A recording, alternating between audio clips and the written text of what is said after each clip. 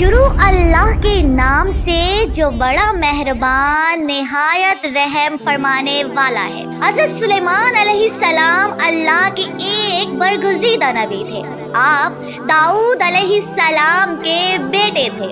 سلیمان علیہ السلام کی حکومت دنیا کے ایک بڑے حصے پر تھی۔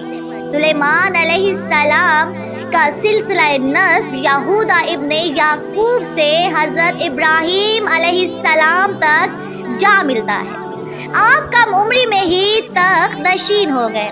اللہ نے آپ کو داؤد علیہ السلام کی طرح منصب نبوت سے بھی نوازا اور ساتھ ہی وسیع ملک و سلطنت بھی عطا فرمائی۔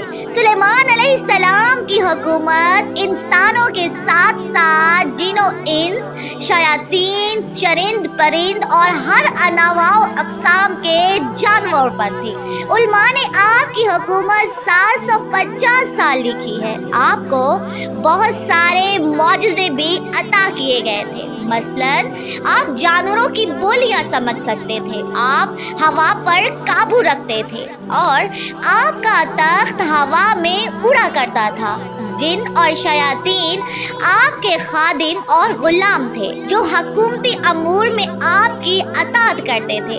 مسجد اقصی کی تعمیر میں انہی جنوں نے دور دور سے پتھر سمندر سے موتیاں نکال کر لایا کرتے تھے، جس سے بیت المقدس کی تعمیر ہوئی۔ اس کے علاوہ آپ جنوں سے بہت سارے کام لیا کرتے تھے۔ اللہ تعالیٰ نے قرآن میں فرمایا ہے کہ اور ہم نے سلیمان کی آزمائش کی اور ان کے تخت پر ایک جن ڈال دیا، پھر انہوں نے رجوع کیا۔ سورہ سعد اس آیات میں اللہ تعالیٰ نے حضرت سلیمان علیہ السلام پر آنے والی ایک آزمائش کا ذکر کیا ہے۔ علماء مفسرین نے اس آیات کے مختلف تفسیر اور وضاحت کی ہے۔ ایک آراء کے مطابق سلیمان علیہ السلام کی ایک غفلت کے نتیجے میں آپ کے تخت پر اللہ نے شیاطین کو مسلط کر دیا اور کچھ عرصے کے لیے آپ سے حکومت چھین لی گئی۔ واقعہ یوں ہے کہ ایک دفعہ حضرت سلیمان نے کسی جزیرے میں واقع ایک شہر سدون پر حملہ کر دیا، کیونکہ وہاں کے بادشاہ کے فتنوں کے متعلق آپ کو خبر پہنچی تھی۔ اس جنگ میں حضرت سلیمان کے لشکر فتح یاب ہوئے اور اس بادشاہ کو قتل کر دیا گیا۔ غنیمت کے طور پر اس بادشاہ کی بیٹی بھی سلیمان علیہ السلام کے سامنے پیش کی گئی، جو مسلمان ہو گئی، لہٰذا آپ نے اس سے نکاح کر لیا۔ نکاح کے کئی عرصے بعد بھی وہ اپنے باپ کو نہ بھلا پائی اور وہ اس کی یاد میں بہت غمگین رہا کرتی تھی۔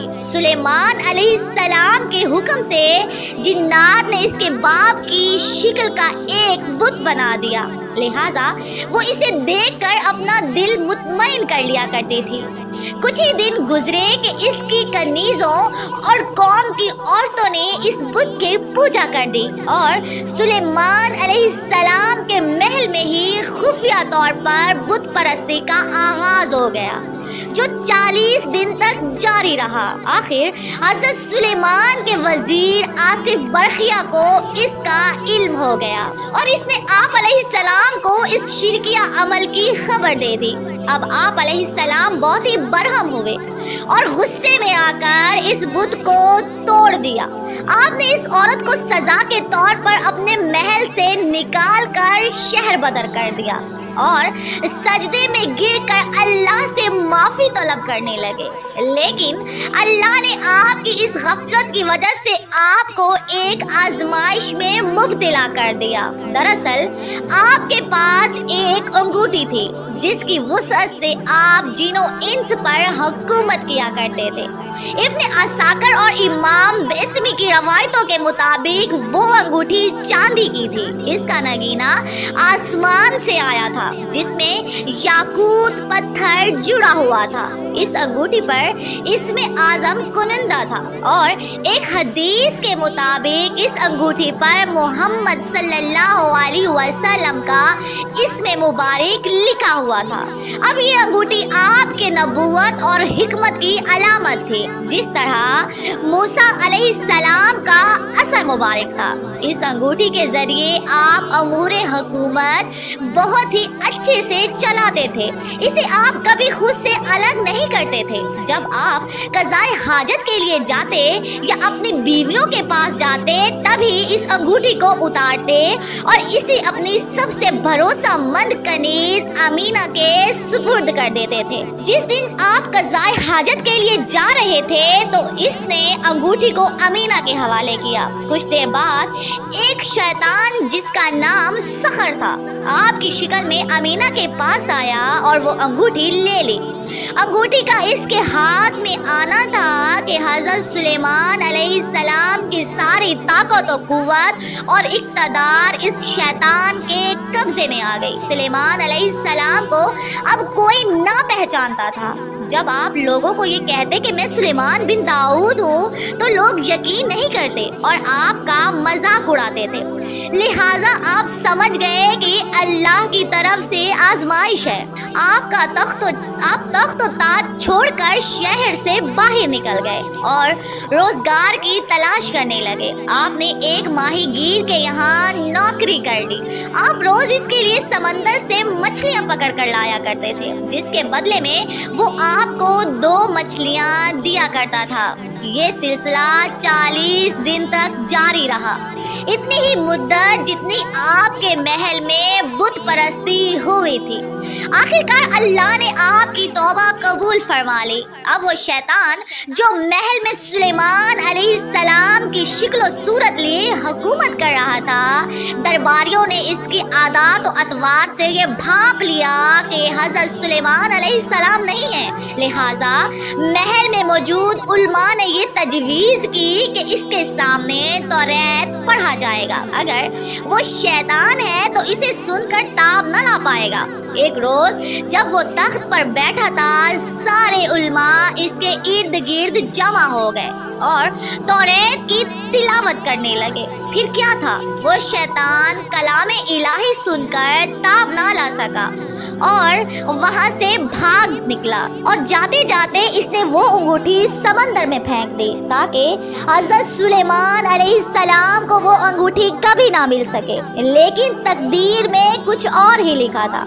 उस अंगूठी को एक मछली ने खा लिया और वो मछली हज़रत सुलेमान अलैहिस्सलाम उस दिन जब मछलियां पकड़ने साहिल पर गए तो वो जाल में फंस गई। माहीगीर ने भी वही मछली हज़रत सुलेमान अलैहिस्सलाम को दे दी। जब आप अलैहिस्सलाम ने उस मछली को खाने के लिए उसका सीना चाक किया तो वो अंगूठी निकली। फिर क्या था, उसको पहनते ही सारे जिनो इंस आपकी खिदमत में हाजिर हो गए और अताअत पर आमादा हो गए। आपने बारगाहे खुदावंदी में शुक्र बजा लाया और फिर से हुकूमत संभाल ली। इस मौके पर आपने वो मशहूर दुआ की थी जिसे कुरान में सूरह साद में जिक्र किया गया है कि ए मेरे रब, ए मेरे परवरदिगार, मेरी मग़फ़िरत फरमा और मुझे ऐसी बादशाहत अता कर जो मेरे बाद कभी किसी को मुयस्सर ना हो। ये दुआ हज़रत इब्ने अब्बास बिन मुजाहिद, सईद बिन ज़ुबैर और कतादा की है और इनसे तमाम रवायात इमाम इब्ने कसीर ने अपनी तफसीर में जमा किया है। अहले तशरीह के अकायद के मुताबिक ये अंगूठी बाद में आने वाले नबियों को मुंतकिल हुई और नबी सल्लल्लाहु अलैहि वसल्लम के ज़रिए हज़रत अली को मिली। इस तरह औलाद अली को मुंतकिल होती रही। हुसैन बिन मूसा बिन जाफिर कहते हैं कि एक दिन इमाम रज़ा अलैहिस्सलाम के हाथ में चांदी की अंगूठी देखी जो एक बारीक और नाजुक थी।